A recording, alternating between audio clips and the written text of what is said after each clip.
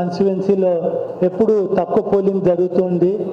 ఈ ఓటింగ్ని చాలా ఎక్కువగా శాతాన్ని చేయాలంటే స్పెషల్గా రెసిడెన్షియల్ వెల్ఫేర్ అసోసియేషన్స్గా ప్రెసిడెంట్స్కి కానీ ఇంకా కాలనీ ప్రెసిడెంట్లను వాళ్ళకి విజ్ఞప్తి చేసి వాళ్ళు ఓటింగ్ అవేర్నెస్ చేయాలని, ఓటింగ్ శాతం పెంచాలని మీడియా ద్వారా నేను కోరుతున్నాను. వాస్తవంగా ఏమవుతుందంటే కంటెస్టెంట్స్ రాజకీయ పార్టీలు ఫస్ట్ ఇండివిజువల్ ఓటర్ దగ్గరికి వెళ్ళరు.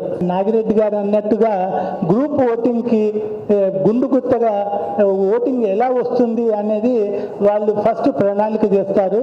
వాళ్ళు ఫస్ట్ ఈ రెసిడెన్షియల్ వెల్ఫేర్ అసోసియేషన్ వాళ్ళని మరి కాలనీ ప్రెసిడెంట్ వాళ్ళని కాంటాక్ట్ చేసి వాళ్ళకి పెద్ద మొత్తంలో మనీ ఇచ్చి ప్రలోభ పెట్టి వాళ్ళని లొంగ తీసుకొని ఎక్కువగా ఓటర్లు సంపాదించడం జరుగుతుంది. నేను కూడా చూశాను, మా ఏరియాలో ఇలాగే జరిగింది. స్పెషల్గా ఈ colony presidents residential welfare association వాళ్ళు నిష్పక్షపాతంగా ఉండి ఓటర్ల అవేర్నెస్ చేసి వాళ్ళను ఓటర్స్ని మంచి మార్గంలో పెట్టాలని నా మనవి.